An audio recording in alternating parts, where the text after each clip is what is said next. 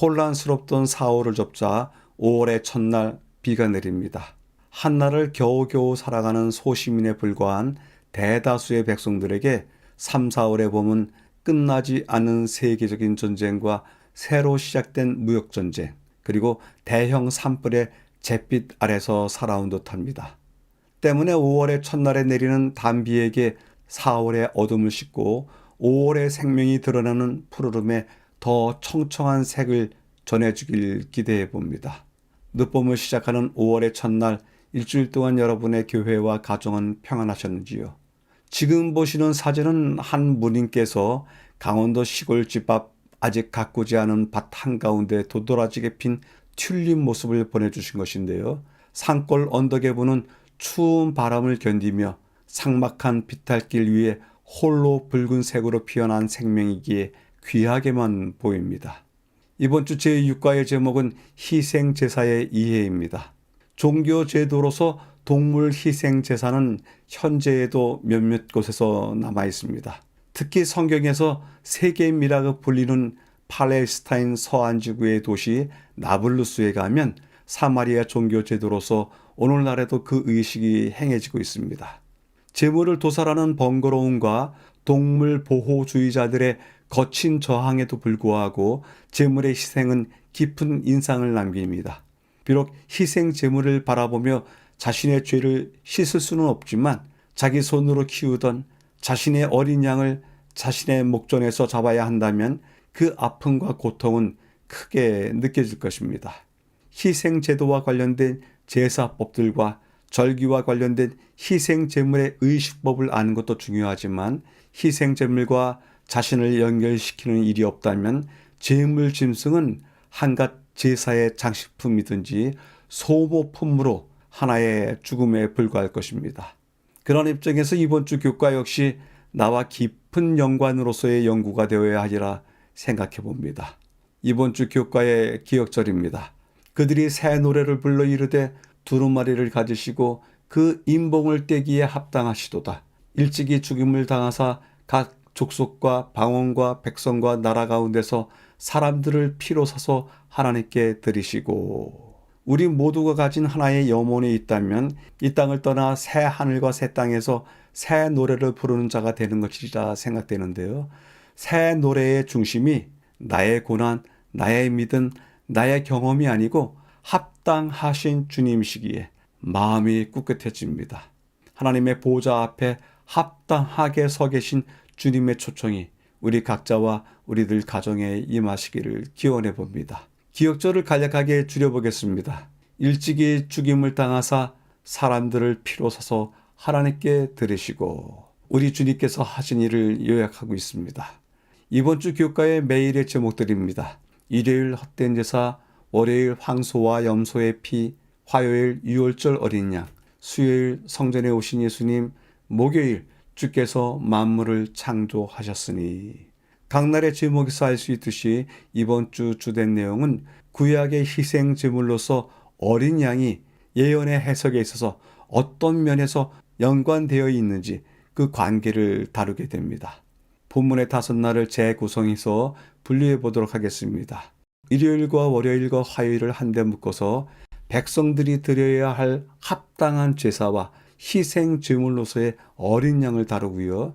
수요일과 목요일은 묶어서 자신을 드러내신 임마누엘 하나님을 보좌실에서 만나는 감격적인 장면을 요한계시록을 통해서 확인할 수 있습니다. 전체 배경을 확인하겠습니다. 희생제사의 이해, 하나님의 어린 양, 희생제사, 그리고 무엇을 이루셨는지라고 하는 어절들이 보이는데요. 전체 배경에서 이야기하는 것은 어린 양과 그 붉은 피, 그것이 희생제사의 핵심이다 하는 것을 지적하고 있습니다. 확인하도록 하겠습니다. 침례 요한은 예수님을 향해 보라 세상죄를 지고 가는 하나님의 어린 양이로다 라고 선포했습니다. 이것은 분명히 동물을 희생 제사로 드린 것과 연결되고 궁극적으로는 인류를 대신하시는 그리스도의 대속적인 죽음을 가리키고 있습니다. 중간 부분에요. 성경 모든 곳에서 희생 제사는 빠질 수 없는 주제입니다. 희생 제사의 붉은 피, 그 붉은 피는 성경의 모든 장들을 적시는 동시에 하나님의 보좌실로 인도하는 요한계시록 4장 5장의 장엄한 장면에서도 중심적인 역할을 합니다. 이 장면에서 예수님께서는 죽임을 당한 어린 양의 모습으로 등장하시는데, 피를 흘린 어린 양의 그 모습이 전체를 이해하는 중요한 열쇠가 됩니다. 이는 이번 주 교과의 주된 본문이 요한계시록 4장 5장의 어린 양이고, 구약과 신약의 희생제물로서의 어린 양이 어떤 모습인지를 찾아가게 되는 것입니다. 마지막 부분에요. 이번 주에는 하나님의 보좌 앞에서 주인공 되신, 즉 죽임 당하신 어린 양이신 예수님에 대한 이해를 돕는 희생 제사에 대한 몇 주제를 살펴보게 될 것입니다. 그분은 누구도 마땅치 않았던 상황에서 홀로 합당하신 분으로 인정받으셨는데, 그분만이 유일하게 합당하시다는 것은 주님께서 희생 제사를 통해 이루신 것이 인류에게는 유일한 길이었음을 강력하게 밝혀주고 있습니다. 그리고 그것은 그분이 궁극적인 희생을 치르신 무한한 사랑의 하나님이심을 보여주고, 온 우주의 다른 지적 존재들도 영원토록 감탄하게 하는 그분의 사역을 알려주게 됩니다. 짧지만 전체 배경을 요약해 보겠습니다. 희생제사의 이해, 다른 주제는요, 어린 양이신 주님, 그분의 희생과 그분의 피로서 구원을 이루셨다 하는 것이 다른 주제입니다. 이야기를 셋으로 묶어 보았는데요. 침례 요한의 고백 속에 어린 양과 그의 죽음에 대한 선언이 있었다. 요한계시록 4장과 5장의 보좌실에 희생양의 붉은 피가 중심에 자리 잡고 있다. 보좌실에서의 중심뿐만 아니라 모든 예언의 중심이 희생양의 붉은 피이다. 마지막으로 오직 합당하신 분으로서 그분께서 궁극적인 희생을 치르셨고 무한하신 하나님의 사랑을 또한 보여주셨다라고 이끌어 왔습니다. 질문해 봅니다. 예수님의 삶과 죽음을 연관시켜서 그분을 다른 사람에게 소개할 수 있을까요? 그분의 어떤 삶을 이야기해야 되고 그분의 죽음은 어떠하다는 것을 이야기하실 수 있는지요? 우리가 그렇게 소개할 수 있도록 준비되시기를 기대해 봅니다. 첫째 날입니다. 헛된 제사, 제사의 본질, 형식뿐인 제사, 그리고 희생된 생명이라고 하는 어절들이 보입니다. 이것들을 모아보면 가인과 백성의 제사, 하나님께서 거부하셨다라고 요약할 수 있겠습니다. 그러기에 제목조차도 헛된 제사인 것 같습니다. 본문을 확인하도록 하겠습니다. 때때로는 두 가지 생각을 대조해 보는 것이 유익할 수 있습니다. 하나님께서 당신의 백성의 제사를 실제로 거부하신 일을 살펴볼 때 우리는 성경적 관점의 제사의 본질이 어떤 것인지에 대해서 많은 것을 배울 수 있습니다. 이사야서와 시편을 읽으라고 하는데요. 확인해 보겠습니다. 이사야서, 너희의 무수한 재물이 내게 무엇이 유익하뇨? 기름에 배불렀고 피를 기뻐하지 아니하노라. 너희가 내 앞에 보이러 오니 이것을 누가 너희에게 요구하였느냐? 내 마당만 밟을 뿐이라. 헛된 재물을 다시 가져오지 말라. 분향은 내가 가증히 여기는 바요. 성회와 아울러 악을 행하는 것을 내가 견디지 못하겠노라. 너희의 월삭과 정한 절기를 싫어하나니 그것이 내게 무거운 짐이라. 내가 지기에 곤비하였느니라. 손을 펼 때 내가 내 눈을 너희에게서 가리고 많이 기도할지라도 내가 듣지 아니하리니 너희의 손에 피가 가득함이라. 이사야서에 나와 있는 본문의 이야기는 하나님께서 제물 제사, 그들의 제사를 싫어하신다는 것입니다. 거절하신다는 것입니다. 얼마나 강력한 몸짓으로 거절하시는지 성경 본문을 읽으면서 확인할 수가 있습니다. 이사야서 56편입니다. 여호와와 연합하여 그를 섬기며 여호와의 이름을 사랑하며 그의 종이 되며 안식일을 지켜 더럽히지 아니하며 나의 언약을 굳게 지키는 이방인마다 기도하는 내 집에서 그들을 기쁘게 할 것이며 그들의 번제와 희생을 나의 제단에서 기꺼이 받게 되리니 이는 내 집은 만민이 기도하는 집이라 일컬음이 될 것임이라. 조금 전에 읽었던 이사야 1장에서는 하나님께서 적극적으로 거부하시는 몸짓을 보이셨는데 이사야 56편에 와서는 하나님께서 그들의 예배를 기뻐 받으실 것을 이야기하고 있습니다. 이사야서의 내용처럼 이스라엘 역사에 있어서 비극적인 장면, 즉 하나님께서 제사를 거부하신 사건이 이사야 때에 처음으로 일어난 것은 아닙니다. 여러 번 일어났고 그와 비슷한 일이 구속사가 시작될 무렵에도 일어났습니다. 하나님께서 아벨의 제사를 받으시고 인정하셨지만 가인의 제사는 받지 않으셨습니다. 이 초기 역사는 하나님께서 받으실 만한 제사와 그렇지 않은 제사를 대조할 수 있는 기회를 제공해 줍니다. 중간 부분인데요. 이사야 시대에 이스라엘은 자기 마음대로 살면서 마치 하나님을 달래듯이 최소한의 행위로 종교적 의무를 다하는 것처럼 여겨졌습니다.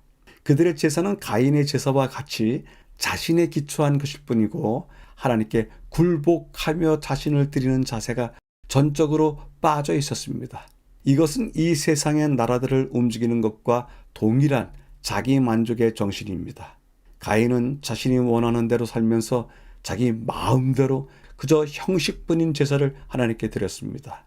그는 하나님을 불편한 존재, 자신의 길을 가는데 걸림돌이 되는 분으로 여기면서도 하나님을 두려워하여 마지못해 하는 행위를 반복했던 것으로 보입니다. 마지막 부분이에요. 그러나 아벨은 하나님께서 요구하신 제사, 오실 메시아에 대한 하나님의 약속을 나타내는 제사, 곧 갈바리에서의 그리스도의 구원의 역사를 가리키는 어린 양의 제사를 드렸습니다. 긴 인용문이 있는데요. 함께 살펴보겠습니다. 아벨은 구속의 대원칙의 의미를 이해했다. 그는 자신이 죄인인 것과 죄와 그 죄의 형벌인 죽음이 그 자신과 하나님과의 교통을 가로막고 있는 것을 보았다. 그는 죽임을 당한 죄물, 즉 희생된 생명을 드림으로 범해진 바 된 율법의 요구를 인정하였다. 그는 흘려진 피를 통하여 미래의 희생, 즉 그리스도께서 갈바리의 십자가에서 죽으시는 것을 바라보았다. 그리고 그곳에서 이루어질 속죄를 의지함으로 그는 의로워졌으며 그의 죄물이 받으신 바 되었다는 증거를 얻었다라고 전하고 있습니다. 영감의 교훈은 다음과 같이 전하고 있습니다. 한 부류는 죄를 위하여 지정된 희생을 이용하지만 다른 부류는 자신의 공로를 의지한다. 그들의 제사는 하나님의 중보의 공로가 없는 제사이기 때문에 그것으로 사람이 하나님의 은총을 받을 수 있게 해줄 수는 없다. 예수님의 공로를 통해서만 우리의 죄가 용서받을 수 있다. 그리스도의 피의 필요를 느끼지 않고 하나님의 은혜 없이 그들의 행위로 하나님의 간합하심을 받을 수 있다고 느끼는 자들은 가인과 동일한 과오를 범하고 있다. 전하고 있습니다. 첫째 날을 요약해 보겠습니다. 헛된 제사라고 하는 제목으로 다루었고요. 다른 주제는 간합받는 제사, 그리고 그렇지 않은 제사가 있더라 하는 것이었습니다. 새 이야기를 찾아가 보겠습니다. 하나님 앞에는 두 제사가 있다. 거부되든지 받으시든지. 가인에게 있어서 하나님은 불편한 존재였다. 걸림돌이 될 뿐이었다. 그리고 두려운 존재였다. 두렵기 때문에 제사를 드린 것뿐이다. 그러나 아벨의 제사에는 제물의 붉은 피가 제단을 적셨고 그의 마음을 적셨고 그의 구원을 보게 해 주었다 라고 이야기를 전해주고 있습니다. 질문해 보겠습니다. 가식된 모습으로 나를 드려왔는가 아니면 있는 그대로 드렸는가? 우리가 하나님 앞에서 기도드릴 때도 우리의 목소리를 가식적으로 할 필요가 있을까요? 여러 회중 앞에서 가식적인 모습을 우리가 보일 필요가 있을까요? 그런 문제들을 한 번쯤은 생각해 볼 수 있으리라 여겨집니다.